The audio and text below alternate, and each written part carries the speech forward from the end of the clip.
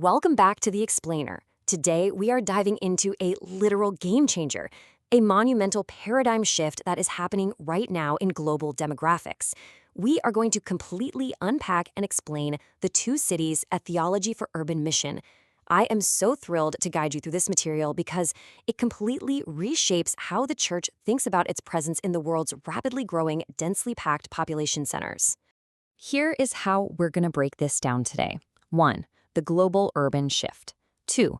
Rethinking the two cities. 3. A theology for urban mission. 4. Christ's method of ministry. And finally, 5. The vision and goal. All right, let's kick things right off with Section 1, the global urban shift, a demographic reality. We absolutely have to start with the sheer scale of what's happening globally right now. For the very first time in human history, over half of the world's population currently lives in urban areas. And get this, by the year 2050, it is projected that an astonishing 70% of people on planet Earth will live in cities. That is 7 out of 10 people. We're talking about billions of people condensed into these dense urban environments. If any organization or mission wants to actually reach people, the math is simple. You gotta go where the people are. But here is the reality check on the ground, and honestly, it's pretty sobering. Imagine the 500 largest cities in the world. We're talking massive cities with over 1 million people each. Out of those, 43 do not have even a single Seventh-day Adventist congregation. None. Another 45 cities have fewer than 10 members. To put that into perspective, in 100 of these giant cities, there is less than 1 member for every 20,000 people. The global shift happened, but the volume and pace of the mission just hasn't kept up with it.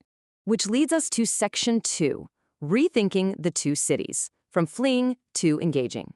So you might be wondering, why does this massive gap exist in the first place? Well, the source material points to a deep historical hesitation to get involved with urban centers. For the longest time, early Adventism advocated that people needed to flee the cities for a simpler rural life. The city was often viewed really negatively as Babylon, basically a place of corruption to escape from. Because of that, a lot of properties and institutions were built way out in the countryside.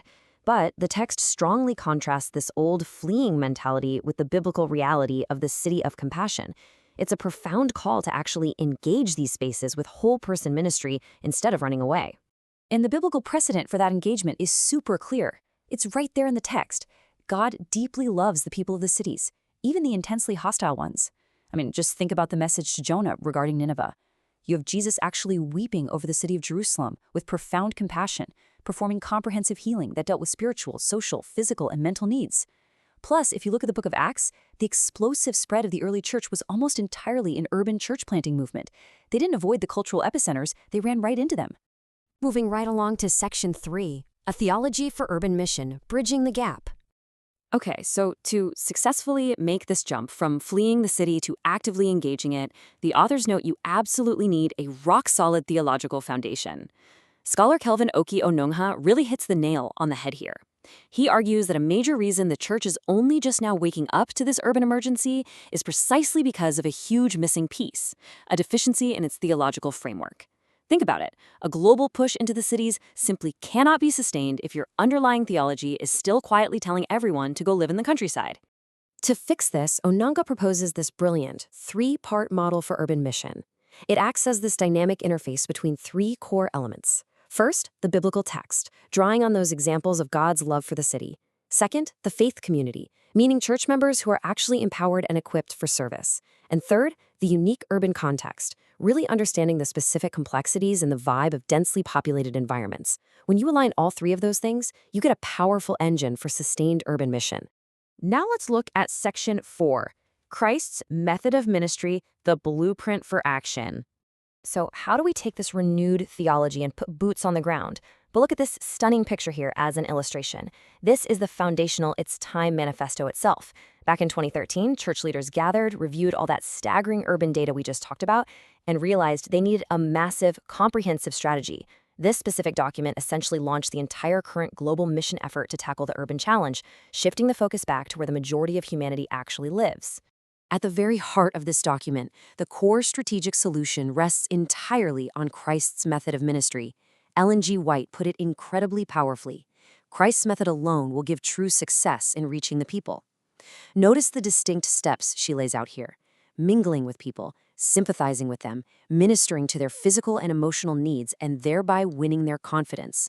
It is only after doing all of that heavy lifting that the invitation to follow me comes. It's a completely relational, deeply needs-based approach. And practically speaking, what does that look like? It means equipping everyday church members, not just the pastors, for holistic, needs-based work.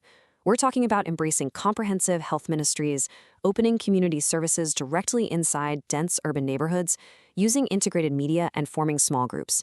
And a massive component of this is establishing what they call centers of influence.